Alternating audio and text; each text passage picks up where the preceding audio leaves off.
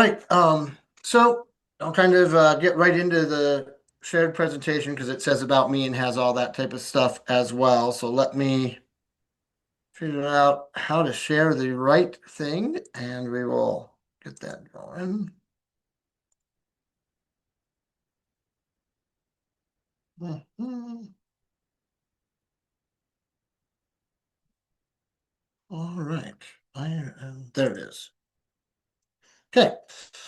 So, for those who were just told to be here by their supervisor and aren't familiar, kind of do a couple different things. So I do this training in anything from 20 minutes up to 8 hours. So there's a lot of different things to get out of this. One thing I would suggest is if there's something particular you want to get out of this and want me to spend more or less time on something, let me know. I know Lindsay's recording it, but anyone who sees this, if they want a different presentation or a longer presentation on a certain aspect, you can reach out to me. We do go out to other co-ops, other businesses, and do provide this training at cost to us. So if anyone does want more or less of something that they see on here, they can reach out. For the ones who are on this with me, I really want to tailor it to what you guys want to get out of it since you're taking the time to be here. So if there's something particular, let me know. We'll touch on social media. We'll touch on a bunch of things with new media.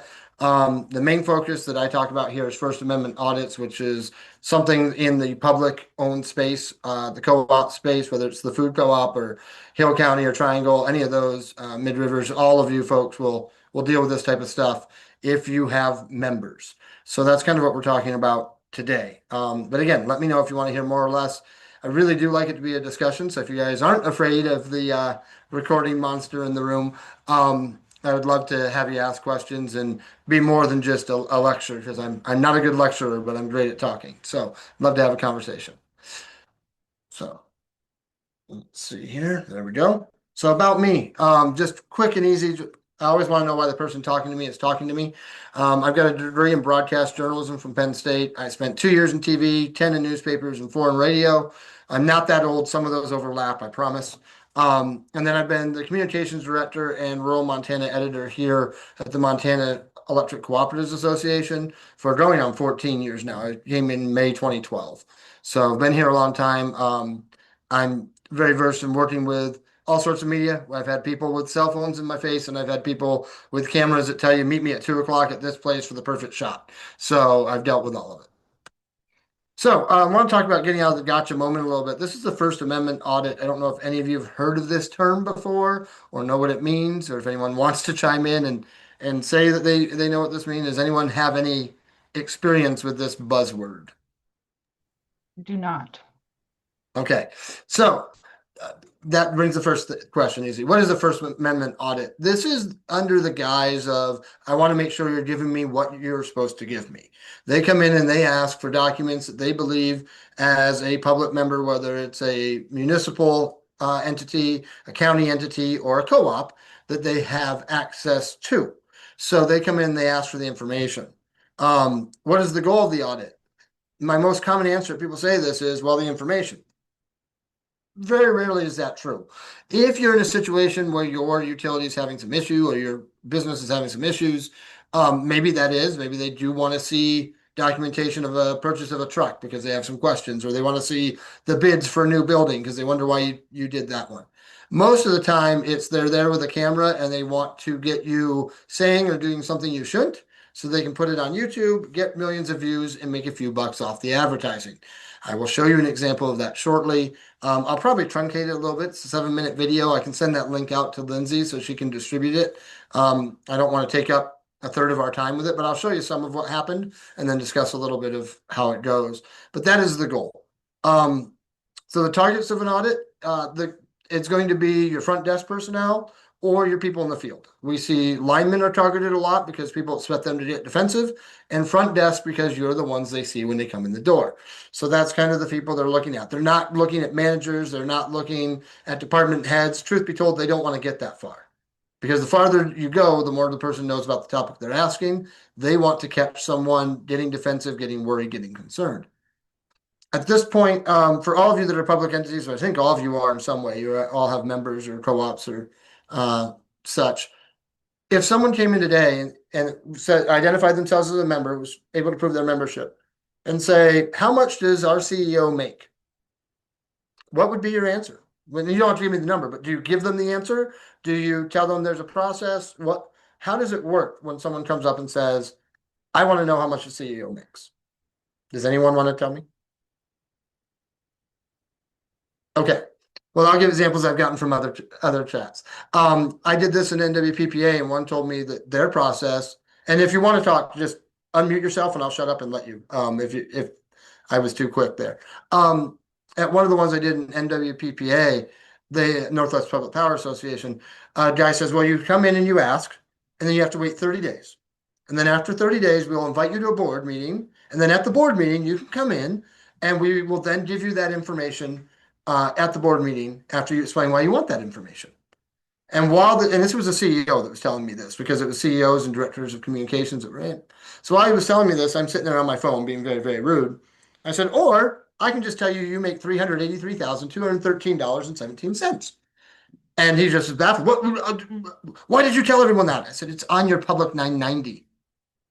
I can Google Montana Council of Cooperatives, and I can see their top 5 salaries. This is how the world works. And so he was an older CEO who's very much stuck in the process. And they had a 30-day process. And I said, here's the fact of the matter, is that when someone comes in and gets this information and asks for this information, there are 2 ways that this is going to happen. They are going to get the information from you and either not release it because you were too friendly and there's nothing in there they care about, or they will release, this is the CEO of Ryan Hall at Mecca. This is and here, Mark Lambert, here's the salary of CEO Mark Lambert at Mecca. And the guys gave it to me, was very nice. And that's all they can say. Or it's going to be, you should see all the hoops I have to go through at Montana Council of Co-ops to find out what Tracy's making. And then they make it all about that I have to go to a board meeting. I have to work 30 days. I have to do this. I have to do that. And the salary doesn't even matter anymore. And so that's what it comes through. So the first thing I tell every organization is you should have at every front person's desk a little card. And at every outpost, if you have an alignment outpost or you have multiple, say, credit unions, somewhere there, every place, there should be a little card that has the public information that's listed on your 990s. And when someone comes in and asks for it, give it to them. Don't make them go through hoops because they're going to get it in 30 seconds anyway. They can get it and say you were very nice and cooperative, or they can say that you withheld information, and then it becomes, what else are they hiding? And then you get freedom of information at request for every purchase. And then you get every company credit card they want to see. Then you get how much were the vehicles? How much fuel do we put in the vehicles? Where were they fueled? All of this comes up, and they start digging deeper and deeper for no reason, because if you didn't want to give them the public information, then what are you hiding deeper? And it just becomes a bigger headache. So know what you are supposed to give and be ready to, and talk to your supervisors and talk about it. I did this training at Sheridan Electric, and now the CEO's salary is on a note card at everybody's front desk. And at first he was kind of bristling, but I'm like, after this training, everyone's going to go Google your 990 and look at it anyway, because I just told them they could. So once you find out, you can go find out your boss's salary. Guess what everyone does? So hiding it does nothing except build distrust. So be aware of that information that should be public, and the stuff that isn't public, you can make them do the FOIA, the Freedom of Information Act request, and make them go through that. But the first rules of surviving a First Amendment audit is kill them with kindness. Give them the information that they're entitled to, smile while you're doing it, ask them if there's anything else you can help them with. Exactly how you prevent being a target. So how do you handle if it comes to you? Make sure everyone knows your document policies. What do you give out? What don't you give out? In the case of electric co-ops, for instance, if you come in, you ask the salaries, you ask the 990 information, we'll tell you. If you want to say, hey, how much do we spend in maintenance a year on that 2014 bucket truck out there? Then they'll ask you to put in an information act request. It'll take a little time to get that to you, and they'll get it to you within the 30 days. So what do we have to wait for? What is readily available and why? Make sure that anything that's not readily available from you isn't on the internet. How do you handle filming on premises? This is an interesting question, because these people come armed with cell phones or cameras, and they want to see what you have. So the answer in most cases I tell people is, because you're a public entity, you got to be a little careful. If they want to be in your parking lot, not behind your fences, there's safety regs, but parking lot, they can be in your parking lot. They want to film in your front foyer. Most courts have held that that's okay. But if you don't have one, I would put a sign that says no filming right behind your front desk. So that if anyone does get to the manager, or if we had one case in Washington where a guy, they wasn't, the bulletproof glass in the door, there was just a little half swinging door, and he burst through that and started filming people's screens, and they had private, sensitive information on them. They had account information on them because once you get in the back, the screens are facing out, as opposed to when you're at the front desk, the screens are facing away from you. So have a sign that says no filming past the front desk, just to stop these folks, and then you can shut them down if they get aggressive. And most of them won't. They don't want to be thrown off. They want to be yelled at.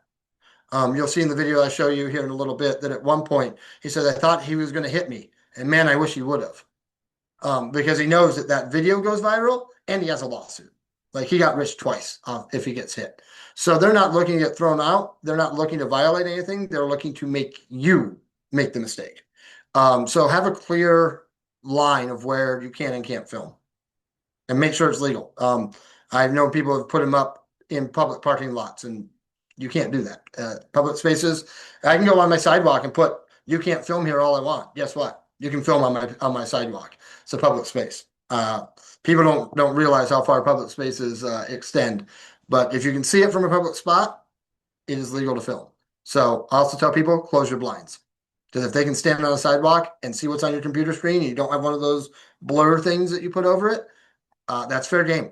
So make sure you can't see anything that you don't want seen from a public spot. De-escalation. They're going to try to get you to react. They're going to try to push you, try to make you say and do things. You want to use your de-escalation tactic. Most companies and places have training for this. There's a lot of training online. You just got to stay calm.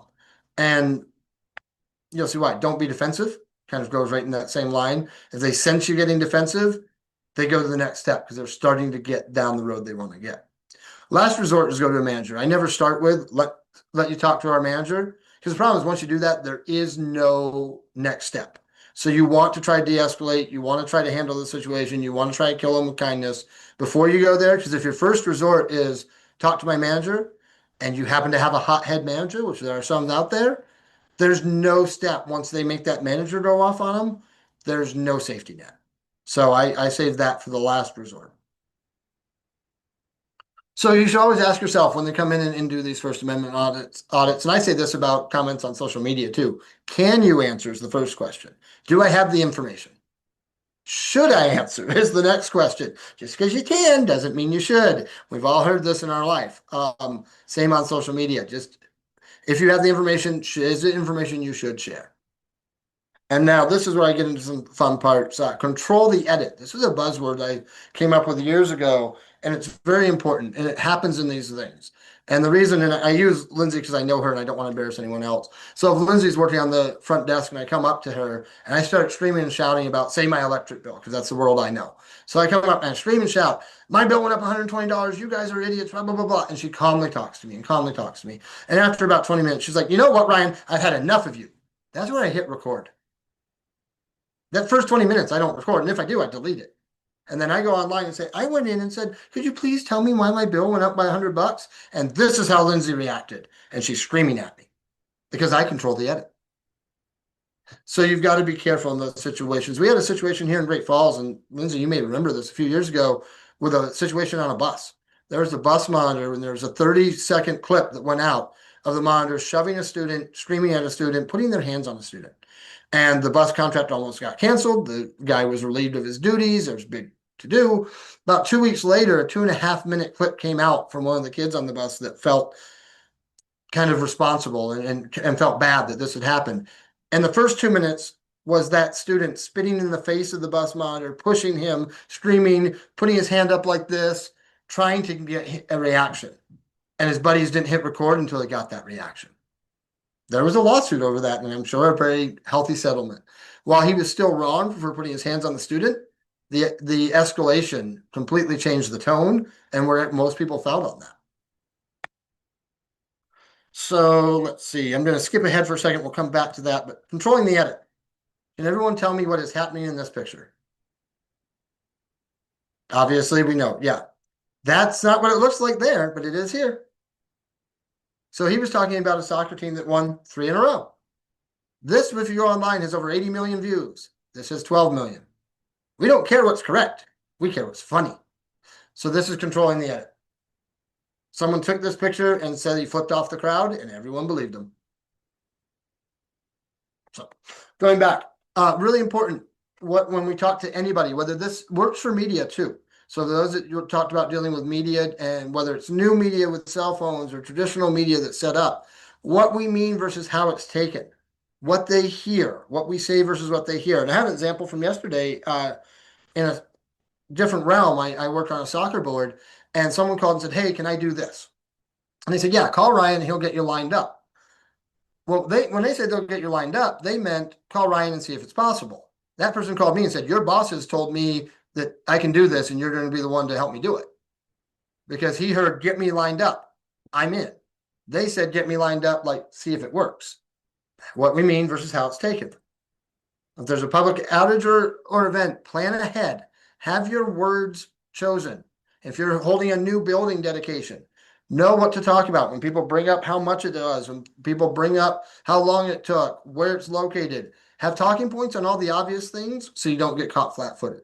You'll never anticipate all the questions, but the more you anticipate, the better off you'll be.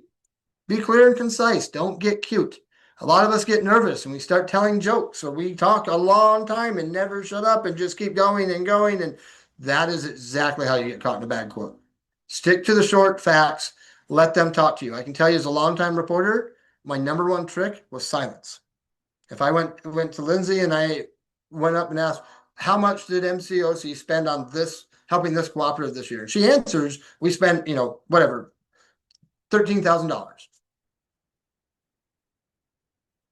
She wants to answer when I just do that, doesn't she? Even just sitting here, that felt really uncomfortable, didn't it?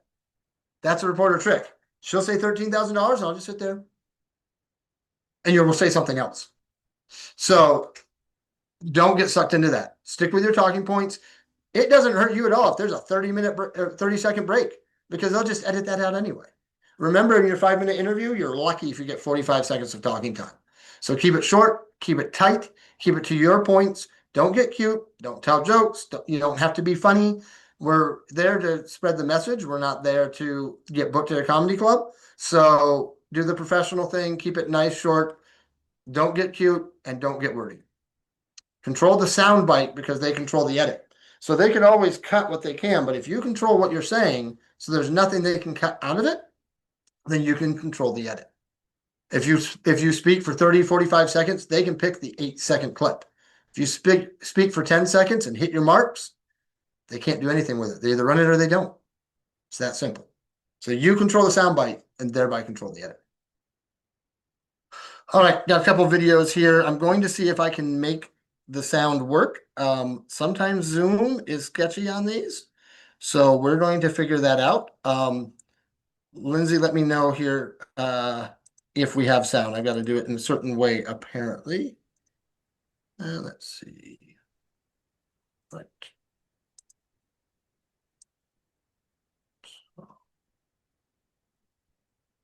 Let's see. All right. Aha. I found the share sound option, so we'll see if this will work. Okay. Attention, Wavy News. This is Rhoda Young reporting live. I'm reporting live. I'm a volunteer. Wavy TV 10 is not on the scene, but Rhoda Young is on the scene. Right now, we're off of Ruthin and another street off of Little Creek Road, Terminal Boulevard, with a house fire. The house fire is in full active duty right now. All right. Did everyone hear that? Were you able to hear that? Yep, we had sound. Yes. Okay, good. I find it funny that the house fire was in full active duty. I didn't know they could enlist in the military. But you can see that this isn't the same as a TV reporter. TV ain't here, but Rhoda Young is. I love that phrase. She also says we're at the corner of, and she says one street and doesn't know the other. Accuracy isn't a matter. There is not an editor afterwards making sure this is done and clear. And so here is something I would never air as a reporter, but she thinks it's great, and this is how she got millions of views and started a career doing this type of coverage. Wait Wavy News 10, please tune in. That's your house? Which one? That's your house? Oh, God bless you. Beer was in the car. Huh? Beer was in the car. Oh, it was. My house caught on fire. I need a beer too because your nerves be bad. Then let me ask you this: how did it catch on fire? Was you home? This is Rhoda Young reporting live. This guy right here, it is his house that is burning down. He do not know how the house caught on fire, but he was coming from the store with a 6-pack of red, blue, and white ribbon beer. So, PBR. All right. Could you imagine that on the evening news? I couldn't because it wouldn't be there. But these are the people that are coming in. She's not doing the First Amendment audits, but these are the type of folks that are doing those videos. And there's no editor, there's no filter, there's no ethics course that they've taken. They're just doing what they can, thinking they're helping the public by covering it. But you've got a man watching his house burn, drinking beer, and we're making fun of him now. And we all probably laughed and chuckled at that clip, but imagine if that was your father, your uncle, your brother that was sitting there, and that's the moment that millions of people watch and share. So with that, any questions at this point? Okay, I'm going to show you a couple clips from a First Amendment audit so you can see kind of what it's done, and then we'll come back and wrap up here a little bit. So we will try this sharing one more time and pull up the video. There are some language in this. If there's things you don't want to hear or see, please go ahead and mute it for a moment. And he does bleep out when he swears, but he does not bleep out when the people he's talking to swears. This is at a municipal utility or a county utility that is publicly owned. He's filming outside the fence. It is completely legal doing so.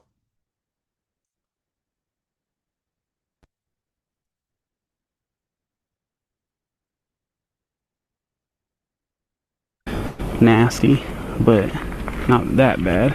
Could be worse. He's filming dirty trucks. No, I'm good, man. Appreciate it.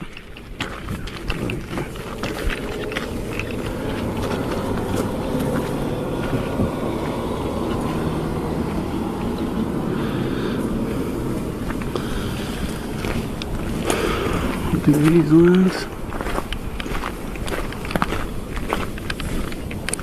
Not super bad, but bad.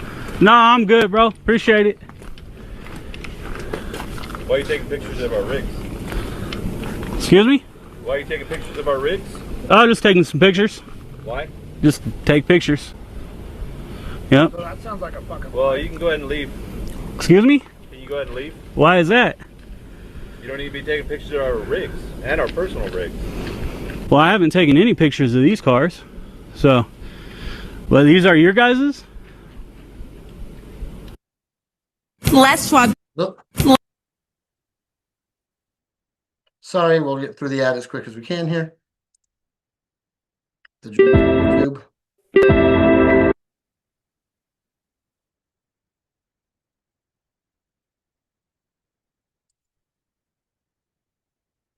The companies.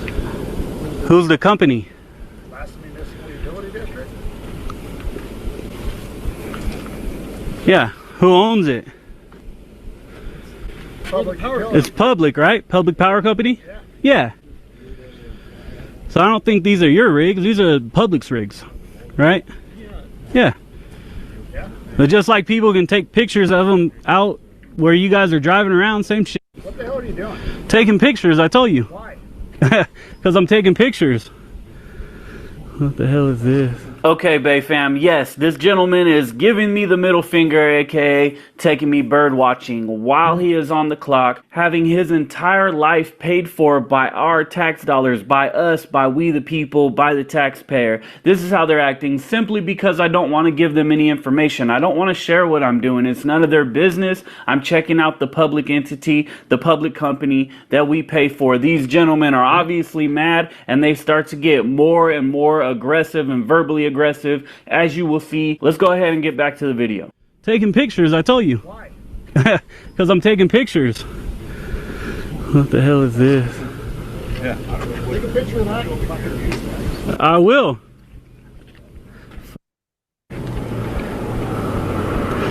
Oh, that's good for a public worker, huh?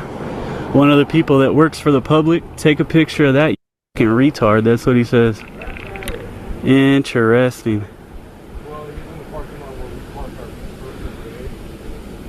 And this guy is just clearly calling the cops. Yeah, I haven't taken any pictures of these, but I will now. So, they ain't gonna send nobody. Let's take a picture of that one.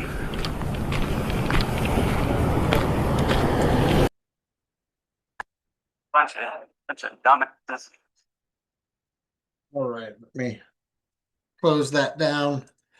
All right. So you guys get the idea from it. I show the full clip and the full training. If we ever do that somewhere, you'll see it all. From there, he walks around, takes videos. They then turn on all the alarms on all the pickups, including the city's pickups. Which he points out. They come out, they yell at him, they scream obscenities at him. He films them all, laughing at them, hoping that they'll hit him. So now my first question to anyone that wants to answer and willing to be part of this, what did those linemen do right? And there is something.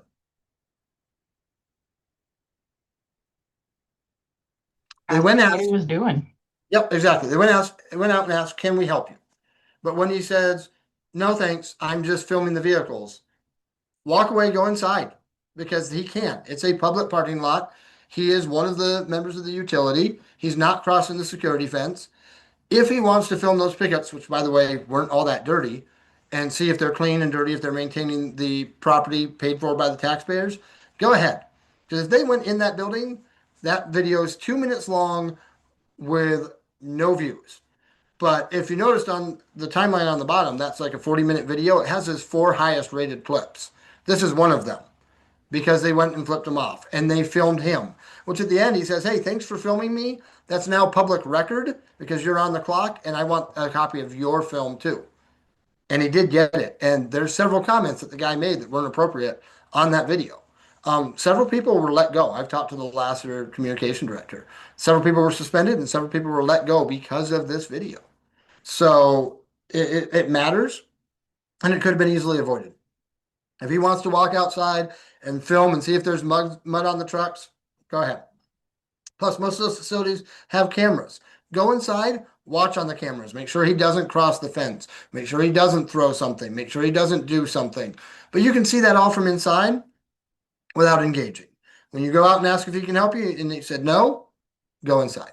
What he's doing is none of your business, quite frankly. That'd be like me standing out front and everybody who walks on my sidewalk going, "Why are you walking in front of my house?" It's the same thing. We think it's different because it's our place of business, but if you're in a public space, it's no different. So there is that element to it.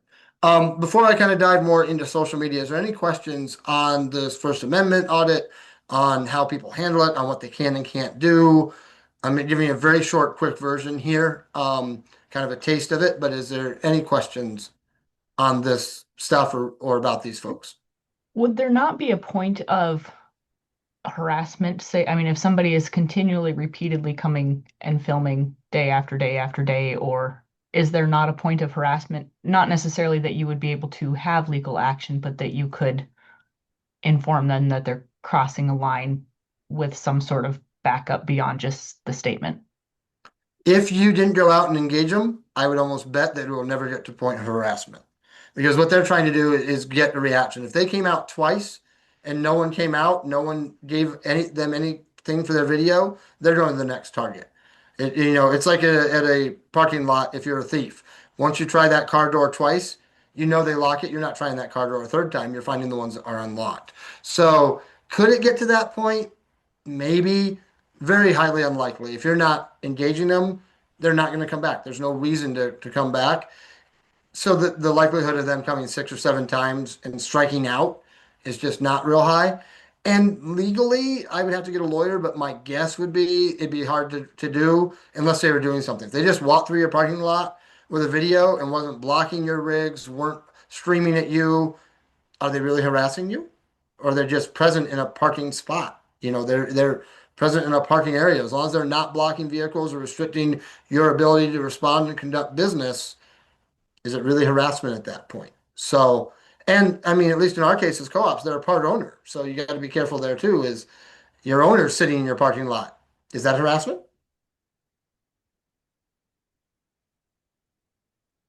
Any other questions or concerns on it? That was a good one.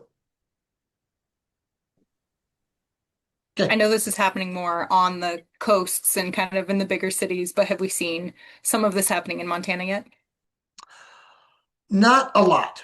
We have seen some, there's two co-ops that have dealt with linemen kind of being addressed and being filmed when they're doing stuff. Not necessarily in a First Amendment audit way, but we had someone that like didn't want us on their property, but we were on our easement, and they're filming, hoping we make a mistake. So you get those type of things. So we do have the folks filming that aren't happy, but they're not looking for the millions of views doing that type of thing yet. But I know this has hit Oregon, Washington, Idaho already. Some co-ops have hit. So to think it won't happen here, it's not a matter of if, it's when. And I say that because my kids watch YouTube videos that get millions of views, and now they want to be the next Mr. Beast or the next Nick Giovanni to make millions of dollars. Someone's going to see this Bay fam making hundreds of thousands a year harassing people and go, hey, I can do that in Billings. Like it's going to happen. We haven't yet, but it's coming. And someone's going to be the first one, and the first one's the most acceptable. That's why we're trying to get in front of it. Any other questions? Okay, I will touch on the social media aspect real quick here. Just let me get that screen up properly. And then we will get into your peer-to-peer stuff. So I'm hoping I'm not taking too much time here, Lindsay, trying to condense it as much as I can. You're good. I appreciate you jumping in, giving us a little of both. And like Ryan said, this is a thing that he teaches and does. And so if your co-op wanted some training on this, or if we wanted to host some deeper training on that, we're happy to. Yeah, there's lots of realms. With the First Amendment audit and media training, we've literally gone to a point of I'll bring all the lights and cameras and we'll film board members and managers, and then we'll dissect afterwards what they did good and bad, purposely trying to hit them with gotcha questions. I've been screamed at by board members before. It's a lot of fun. That's when I know I did my job by my own board members. So it's kind of fun. So we'll get into this real quick.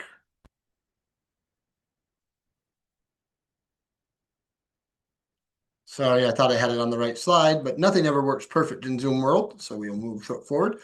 So social media. A lot of people ask, is it worth it? We have a lot of co-ops that don't do it still. I think it definitely is.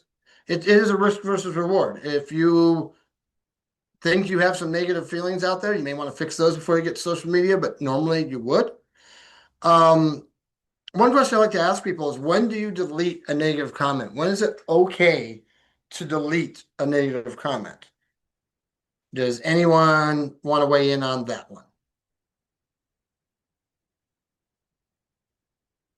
Okay. My answer will be if and only if you violate the social media policy. And if your response to me is, well, we don't have one of those, that's a problem, and you need to have one of those. But that's only the only case.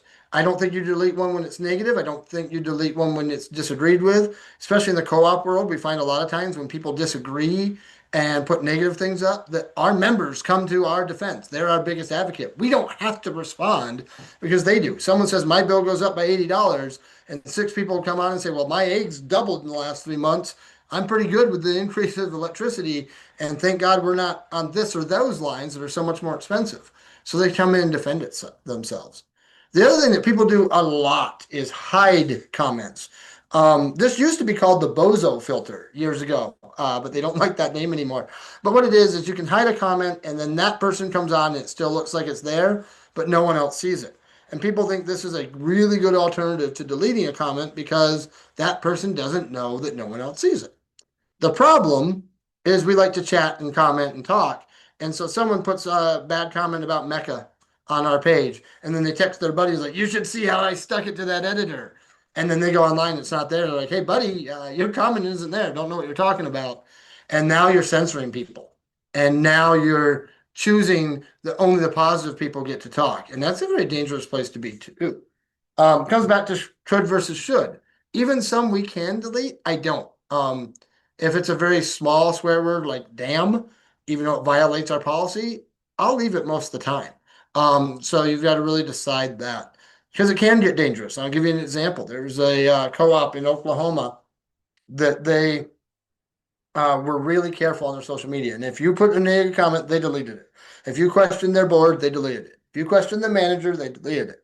If you said, wow, they must be making a ton of money, but they all live in big houses, they deleted it. Well, what happened is then there became a page the next day, concerned citizens of Choctaw Electric. And it got 50,000 members. And they all started blasting the co-op. And the co-op went on their page and defended themselves. It says, no, that's not true. Look at these documents. And guess what that page did? They deleted every comment the co-op posted because that was what they were doing to them.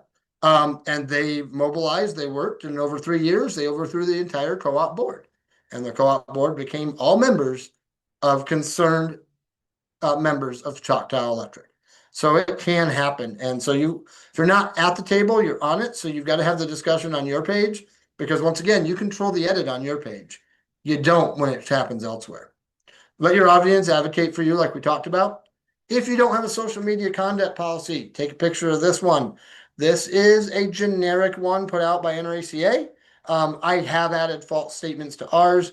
I wouldn't say run this word for word for you, but it's a good starting point.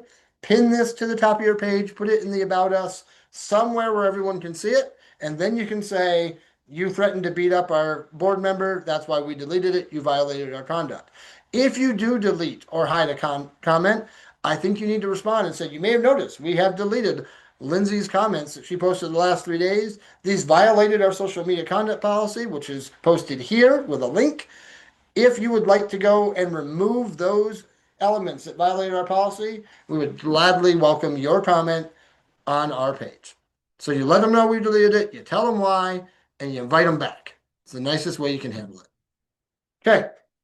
So I do have one more question for you guys if we've got time here, and we'll see what you guys think. Communicating in a new age. So I told you that sometimes at these talks and at the lessons, I do video and actually film people. And so I did this NWPPA and I filmed a board member that they had just built a new building and renovated their building. And I said, so you just renovated a building for 2.1 million. What were the other bids? Was it not better just to buy a new building and have a new building instead of renovating an old one?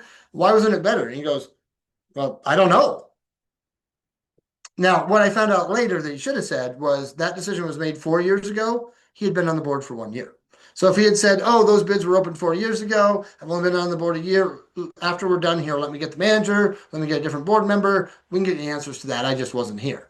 No problem. But imagine that you are the CEO or the communications director. You're sitting at home at 6:30, you're having your dinner, you turn on the news and you see your board member say, I don't know, underneath the headline that says, local co-op, not sure, best option chosen for new building. What do? What is your reaction? How do we handle that? Does anyone want to tell me what they would do after spitting out their drink and throwing their food? Okay, so the answers I got in that room were call the TV station and tell them they've got to come out tomorrow and fix this, and we'll give them all the information. Call the newspaper, get the reporter that you've worked with forever and have them talk to you tomorrow and take care of this. Those are all the answers, several along those lines. That doesn't work anymore because they're at your office at 8 a.m. with pitchforks and there's 20,000 people on Facebook, people opposed to Mecca's new building. So what you need to do now, the minute you see that or your CEO sees that, the first thing we do is we connect the two of you. The CEO and the communication director get on the phone, they come up with a 3-minute or less statement. No one's going to watch it for 12 minutes. That news story was 1 minute and 10 seconds at most. Your response shouldn't be any longer. If it's more than 3 minutes, you better reshoot it. So you come up with what it is. Then you have your CEO, not your comms director at this point. You have the CEO. Go to the place in his house that we all have. And I say that because look around us. We've all been built for Zoom. We all have a place in our home that when the boss says, I need you to hop on a meeting, we can hop on now. So your CEO goes into that room. He puts on a logo shirt. He sits in front of that camera. He films himself. Maybe even Facebook Live, but I like filming and then posting just because there's stutters and stammers. And he says, I saw what our board member Lindsay said today, and I want to inform you that Lindsay wasn't on the board 4 years ago when this decision was made. She's only been on the board a year, very valuable member, but she didn't have the information to answer that. Anyone who comes in the co-op can see our detailed bids. Let me tell you right now what we looked at. We had A, B, and C for this, this, and this, and then renovating for this. We thought this was the best use of our members' money for these 3 reasons, and that's why we made that decision. Anyone who wants to see the minutes, wants to see this, or visit with me in my office, I will be there tomorrow, Wednesday, blah, blah, blah, blah. Come and see me. We'll gladly inform it. Or our next board meeting is such and such and such. Come there. We'll have the documents laid out on the back table, and any of our board members would gladly talk to you about it.